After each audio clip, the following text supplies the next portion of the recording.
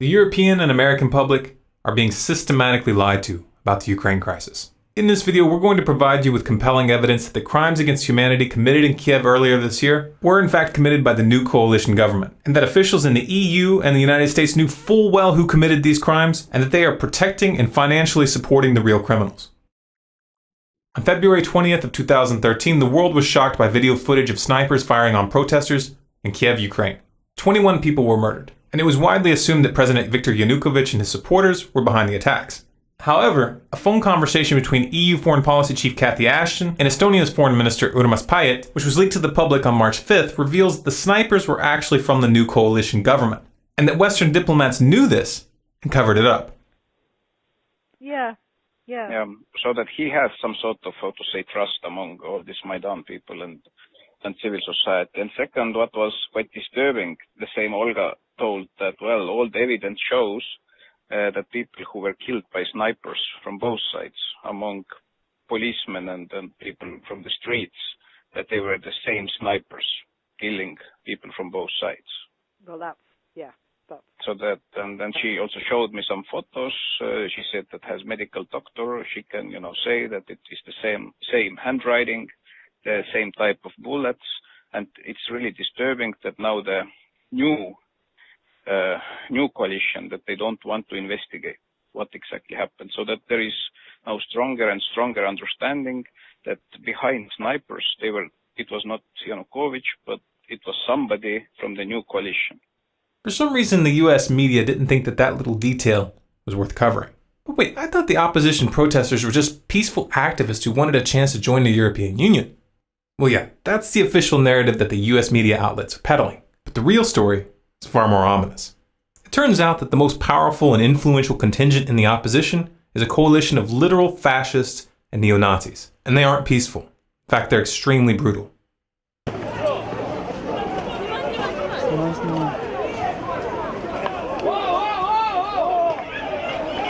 The most prominent among these extremist groups is an organization called Svoboda. The Svoboda Party, which traces its roots to the Ukrainian Partisan Party of World War II, was loosely allied with Nazi Germany. Until 2004, Svoboda had been called the Social Nationalist Party, a deliberate reference to the National Socialism of the Nazis. And we're not throwing the term neo-Nazi around here as an empty slur. The leader of Svoboda, Oleg Tanibok, has openly targeted Jews and ethnic Russians in Ukraine for many years.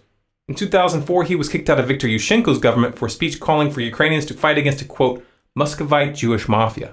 And in 2005, he signed his name to an open letter to the leadership of Ukraine entitled, Stop the Criminal Activities of Organized Jewry. And none of this was a secret. The BBC was already reporting on the danger that Svoboda's rise posed back in 2012. And the EU passed a resolution that same year condemning Svoboda as, quote, racist, anti-Semitic, and xenophobic. Yet somehow the US government thought it was appropriate to back these extremists. This is a picture of Victoria Nuland from the US State Department meeting with Oleg Tanibok in February. And this is a picture of Senator John McCain sharing a stage with Tanibok in December. But why would the US government work with neo-Nazis? Because they thought that they could control the situation. They thought that they could install their puppets behind the scenes and manipulate the situation in their favor. That same Victoria Nuland who met with Svoboda in February was caught on another leaked call discussing who they would put in power. What do you think? I think we're in play. The Klitschko piece is obviously the complicated electron here, especially the announcement of him as deputy prime minister. And you've seen some of my notes on the troubles in the marriage right now, so we're trying to get a read really fast on where he is on this stuff. But I think your argument to him, which you'll need to make, I think that's the next phone call we want to set up, is exactly the one you made to Yachts. And I'm glad you sort of put him on the spot on where he fits in this scenario. And I'm very glad he said what he said in response. Good. So I don't think Klitsch should go into the government. I don't think it's necessary. I don't think it's a good idea. Yeah, I mean, I guess you think, in terms of him not going into the government, just let him sort of stay out and do his political homework and stuff. I'm just thinking, in terms of sort of the process moving ahead, we want to keep the moderate Democrats together. The problem is going to be Tanibok and his guys. And, I'm sure that's part of what Yanukovych is calculating on all of this. I think Yats is the guy who's got the economic experience, the governing experience. He's the guy, what he needs is Cleach and Tony Book on the outside. He needs to be talking to them 4 times a week,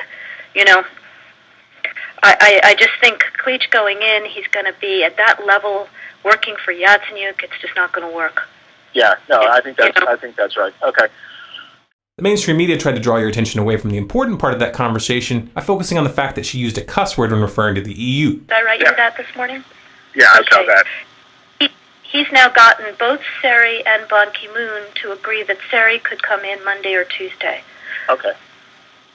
So that would be great, I think, to help glue this thing and have the UN help glue it. And, fuck the EU. The US government thought that they could control this beast, but they were wrong. Svoboda and the right sector are not toys to be played with. These groups are armed, they're forceful, and they view this crisis as an opportunity to reshape Ukraine in their own image. This video shows a prominent leader from the right sector, Alexander Muzichko, brandishing an AK-47 in parliament, letting them know who's in charge. This is the same Alexander Muzichko who's made public statements in the past vowing to, quote, fight against Jews, communists, and Russian scum for as long as he lives. As long as I live, I will fight against Jews, communists, and Russian scum. Apparently, the US government has been a little slow to catch on to the fact that their hand has been exposed. In March, a senior US official told Reuters that, quote, since entering the Ukrainian parliament in October of 2012, the Svoboda leadership has been working to take their party in a more moderate direction and to become a modern European mainstream political party. The leadership has been much more vigilant about expelling or otherwise punishing individual members who engage in xenophobic behavior or rhetoric. Oh, so it's okay to use known neo-Nazi groups to topple a government as long as their leaders keep their people from saying anything stupid in front of cameras for a few months. The reality of the matter is that, as ridiculous as this position makes Washington look, they're trapped. They can't deny that Svoboda and right sector are running the coalition government when Svoboda holds 5 senior posts, including the deputy prime minister position. And the right sector's Dmitry Yarosh is now the country's deputy secretary of national security. But what about that dramatic video, I Am Ukrainian, that went viral as the crisis was unfolding? It was so compelling, so heart-wrenching. Yeah, but who made it? A whisper to a roar. Who are these people? Oh look, a link in the description. Let's click it. They have a website. And a behind-the-scenes section. Oh, it lists the filmmakers. Who's this here? Larry Diamond, inspiration and executive producer. He's also a member of the Council on Foreign Relations and the National Endowment for Democracy. And he's an advisor for the U.S. State Department. You know the funny thing about the National Endowment for Democracy? Is that even though they call themselves an NGO, they get virtually all of their money from the U.S. federal government. You can easily verify this by downloading their annual financial disclosures. I'm sure it's just a coincidence that the NED has been pouring massive amounts of money into Ukraine to, quote, strengthen democracy and civil society. That sounds nice, doesn't it? Democracy, civil society. Of course, by now you've realized that when they talk about spreading democracy, what they really mean is regime change. And they are willing to work with the most despicable elements when it's expedient. This is exactly the same game as they played in Syria. The US government funded known extremists, literal terrorist organizations who have been documented massacring whole towns. And even after those extremists used sarin gas on thousands of civilians and got caught by the UN, Washington still covered for them. Even to this day, they are still funding those murderers. They are still training them. And they are still sending them weapons. There's a word for that. State-backed terrorism. But the situation in Ukraine didn't unfold as planned. The Parliament of Crimea in the south of Ukraine voted to secede. And they're putting the decision up for a public referendum on March 16th. The US government claims that this referendum is unconstitutional and says that they won't recognize Crimea's decision as legitimate regardless of the outcome. So a foreign-backed neo-Nazi coup which takes control of a government without a vote is constitutional, but a declaration of independence placed to a general vote is not? Seriously, that's the best you guys can do? Who writes these scripts? Take a step back and look at the pattern. The real stakes of this drama are much bigger than Ukraine or Syria. And these are not random or isolated events. We are witnessing the final stages of a geopolitical chess game that is designed to end in war. But in order to get that war, they need to convince you, the public, that they didn't see this coming. They need you to believe that the other side was the aggressor. They're counting on you not paying attention to the fact that Obama signed an order targeting Russia with sanctions this past week and revoking the visas of a number of Russian diplomats. They're counting on you not noticing that Russia had warned that such a move would result in Russia dropping the dollar and encouraging others to do so as well. Oh, and did I mention that China is on Russia's side in this conflict? The same China who keeps our economy afloat by loaning us more and more money. That's a brilliant idea. start an economic war with China. These people are counting on you to be too naive to realize that economic warfare invites physical warfare. They're playing chicken with your children's future, and they think you're too stupid to connect the dots. Prove them wrong. We highly recommend that you verify the information presented here for yourself. In the description, you'll find a link to a page on our website which lists all of our sources. If you'd like to keep up with what's really going on in the world, go to our website, scgnews.com, and sign up for email updates. If you sign up for these updates, you'll get notified of any new articles or videos that we put out. And this is important because we're able to put out a lot more content covering a lot more topics in article format than we are in video. You can also find us on Facebook, Twitter, and Google+, by searching for StormCloudsGathering or SCG News.